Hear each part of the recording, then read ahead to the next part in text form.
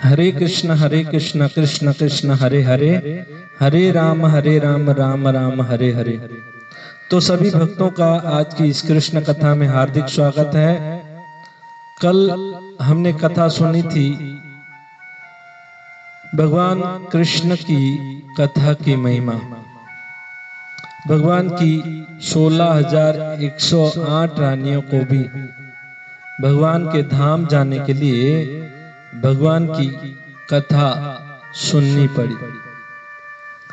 कथा में हमने इस प्रकार सुना, परीक्षित महाराज हस्तिनापुर से मथुरा गए और मथुरा में वज्रनाभ के पास पहुंचे और उन्होंने उनसे कई प्रकार की बातें की। उन्होंने कहा किसी मदद की जरूरत हो या कोई चिंता हो तो आप हमें जरूर बताएं। और वज्रनाभ ने भी अपनी चिंता उनके सामने प्रकट की कि व्रज कैसे खाली हो गया और अब कैसे व्रज को भरें, मथुरा को भरें। इसकी कथा भी हमने सुनी। और उसके बाद सभी स्थानों की खोज शांडिल्य मुनि के कहने पर वज्रनाभ ने सभी ब्राह्मणों को और सभी जो आसपास के लोग थे उनको बुला करके मथुरा में फिर से बसाया। यानी मथुरा को बसाने के लिए परीक्षित और वज्रनाभ ने बहुत प्रयास किए। फिर से परीक्षित ने भी इंद्रप्रस्थ जाकर के हजारों सेठों को कहा और उन्हें मथुरा में भेजा, वृंदावन में भेजा। मथुरा के ब्राह्मणों को भी और मथुरा के प्राचीन वानरों को भी वहां बुलाया गया। जो भगवान के प्रेमी थे, भक्त थे, उनको बुलाया गया। और फिर शांडिल्य मुनि के कहने के अनुसार वज्रनाभ मथुरा मंडल में, ब्रज में उन सभी स्थानों की खोज करने लगे और हर चीज को उन्होंने खोजा। और फिर सब चीजों को भगवान की लीला के अनुसार उनके अलग अलग नाम रखे गए। वहां जितने भी वन थे और जितने भी कुंड थे, जितने भी गांव थे, गोवर्धन और बरसाना, नंदगांव, गोकुल, सबकी खोज की गई और भगवान की लीला के अनुसार उनके अलग अलग नाम रखे गए। और शिव आदि देवताओं की भी स्थापना वहां पर की गई।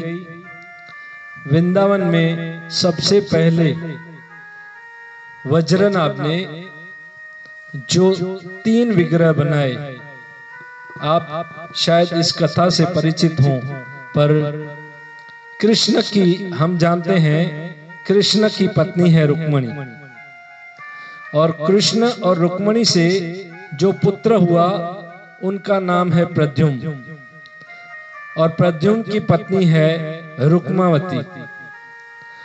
प्रद्युम्न और रुक्मावती से संतान हुई, उसका नाम है अनिरुद्ध। और अनिरुद्ध और उषा का विवाह हुआ और उनसे जन्म हुआ वज्रनाभ का। यानी भगवान श्री कृष्ण के परपौत्र हैं ये वज्रनाभ।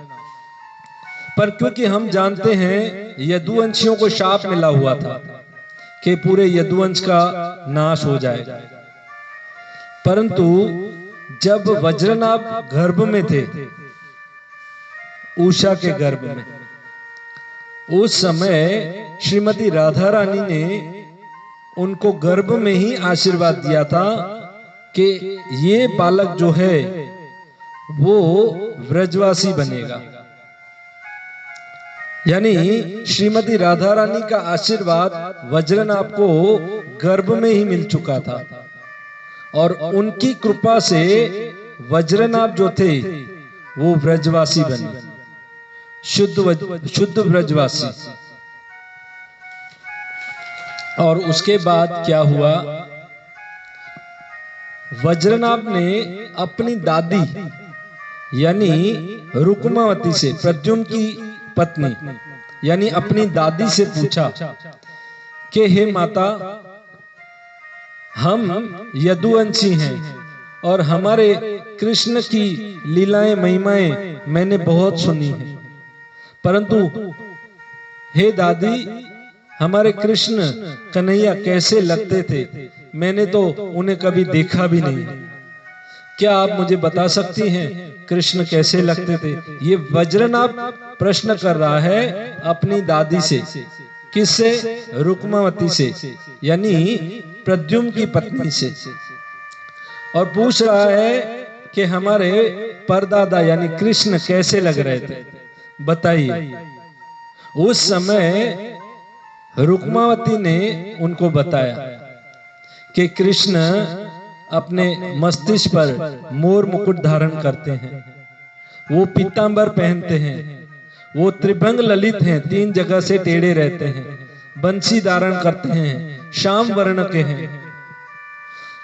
जैसे ही वज्रनाभ ने सुना तो उस अनुसार वहां के जो शिल्पकार थे, अर्थात जो उस समय वहां पर मूर्तियां बनाने वाले होते हैं ना, शिल्पकार, उनके पास गए और उनको वैसा वैसा बोला गया। तो सबसे पहले एक विग्रह बना करके लेकर के आए और अपनी दादी के सामने रखे कि माँ, क्या हाँ कृष्ण ऐसे लगते थे? तो पहला विग्रह था, तो उसको देख करके दादी ने कहा कि इनके जो चरण है ना, वो चरण बिल्कुल तुम्हारे परदादा यानी कृष्ण की तरह है, बराबर है।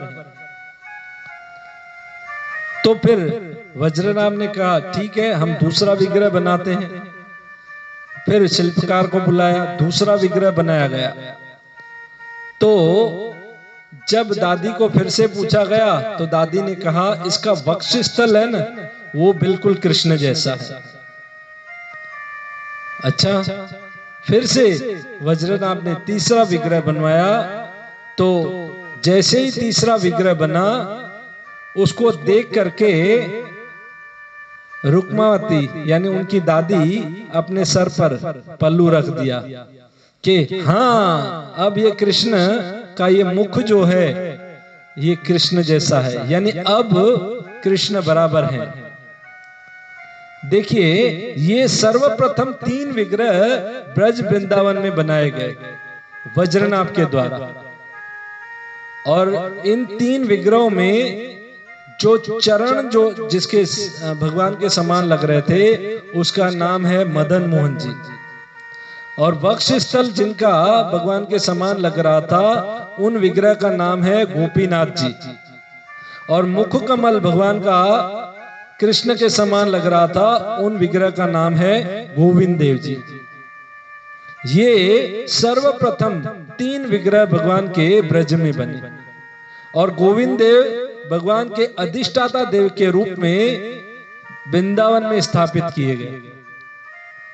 भगवान की प्राप्ति के लिए 3 वस्तुएं होती हैं, संबंध, अभिधेय और प्रयोजन। ये भक्ति के लिए हमारे लिए बहुत आवश्यक है। और संबंध के विग्रह जो अधिष्ठाता देव हैं, वो हैं श्री श्री राधा मदन मोहन।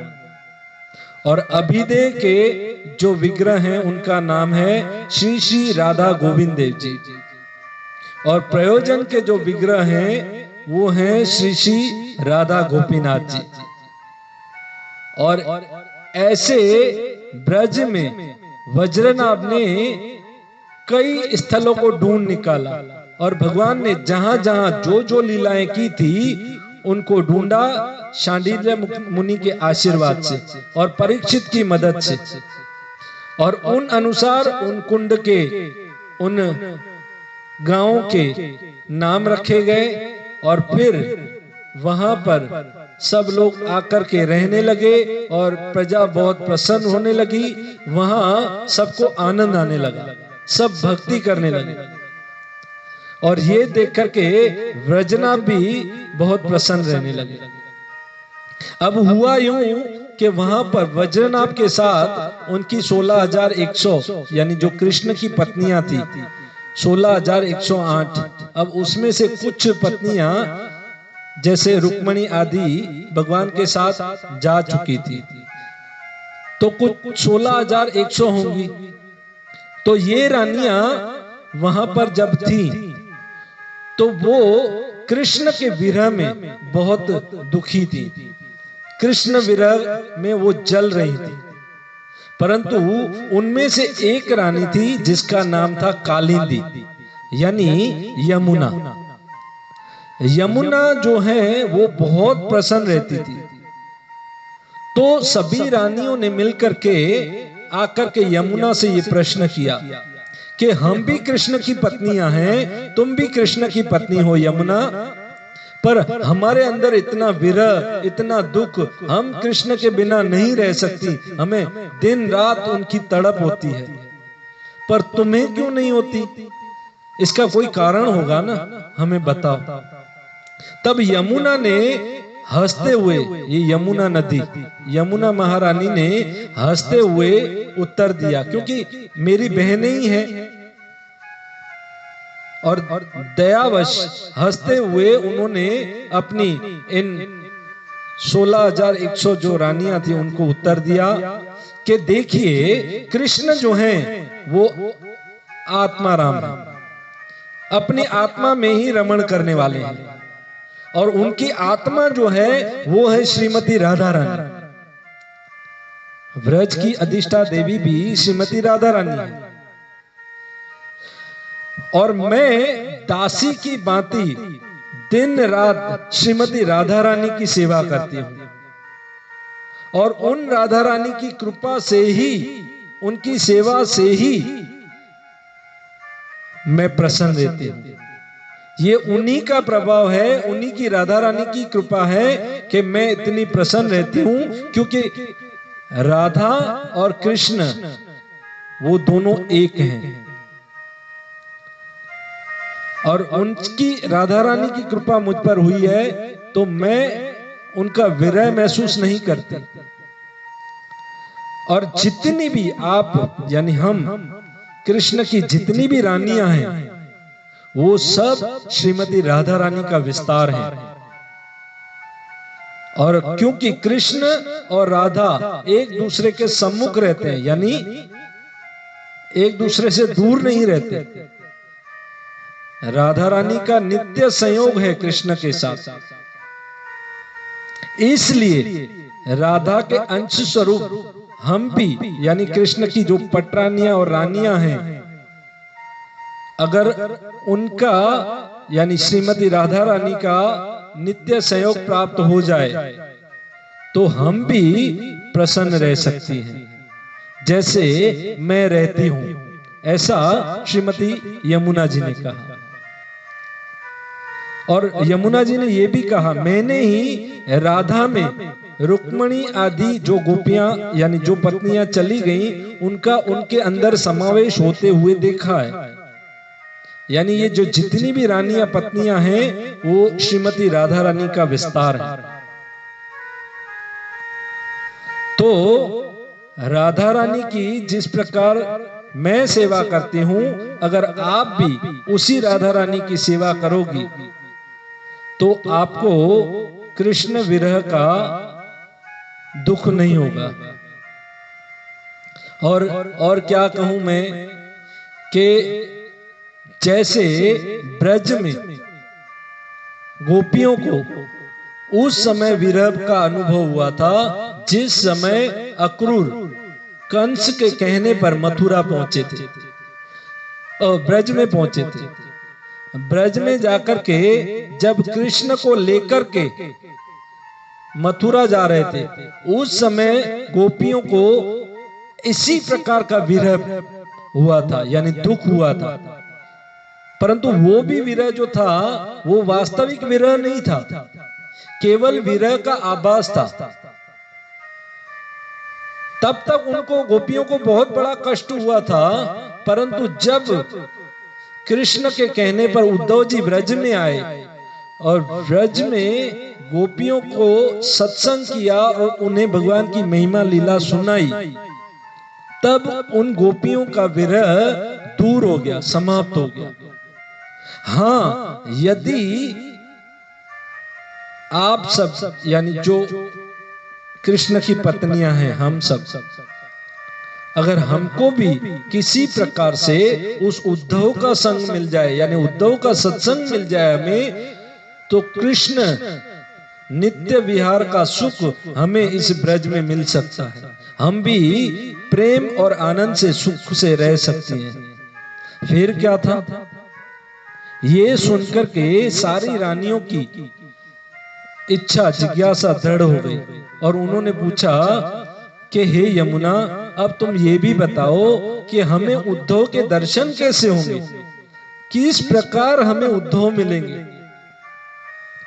तो यमुना ने यह भी बताया, देखिए उद्धव जो है वो दो रूपों में, जब भगवान ने उनको जाते समय कथा सुनाई थी तो उनको ये आदेश दिया था कि हे उद्धव, तुम अब बद्री का आश्रम में जाकर के तपस्या करो। उस समय उद्धव ने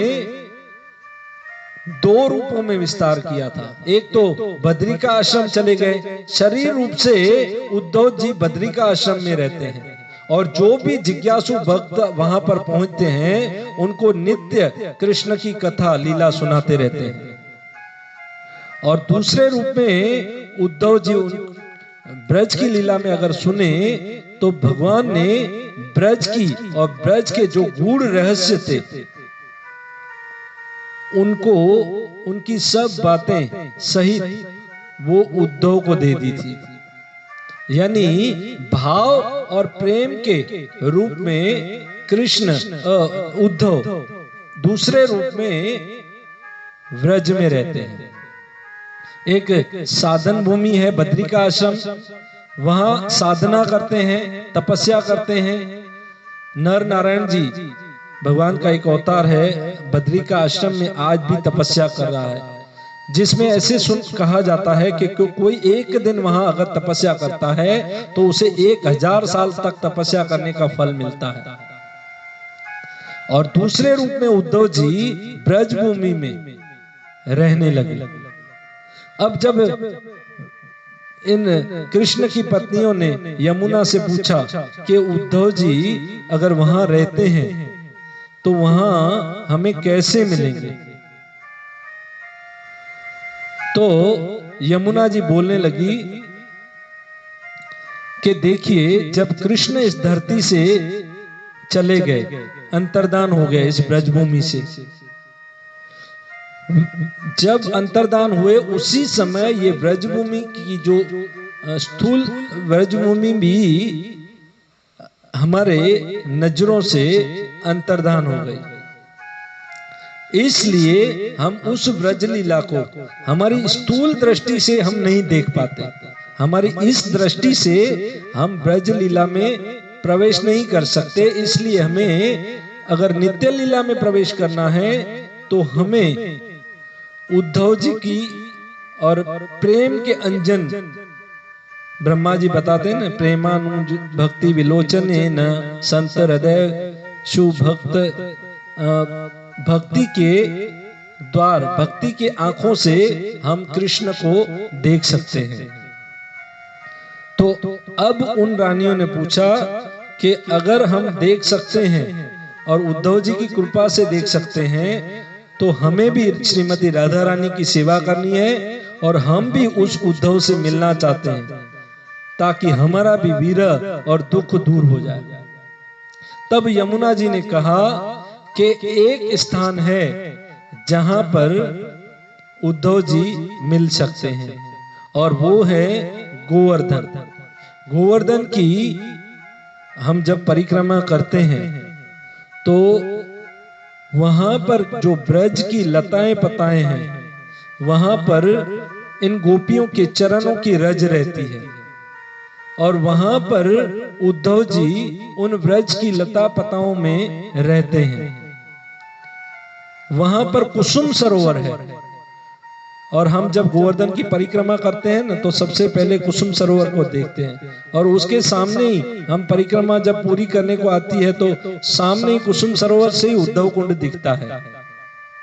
तो कहा कि अगर आप वहां कुसुम सरोवर पे जाओगे और वहां पर जोरदार कीर्तन, भक्तों का संग, सारे भक्तों को वहां बुलाओ और वहां पर वीणा, वेणु, मृदंग आदि सब बजाओ और भगवान की कीर्तन श्रवण और भगवान की कीर्तन का एक उत्सव मनाओ, जोरदार उत्सव। तब वो कीर्तन जब सुनेंगे उद्धव जी, तब उद्धव वहां पर आएंगे और हमें दर्शन देंगे। बस फिर क्या था, ये सारी बात उन्होंने यानी कृष्ण की पत्नियों ने वज्रनाभ और परीक्षित से कही। तुरंत वज्रनाभ और परीक्षित ने कीर्तन मंडली को बुलाने की तैयारी की और ये सब कार्य जो करना है यमुना के अनुसार, कालिंदी के अनुसार सारा कार्य शुरू हो गया, तैयारी शुरू हो गई।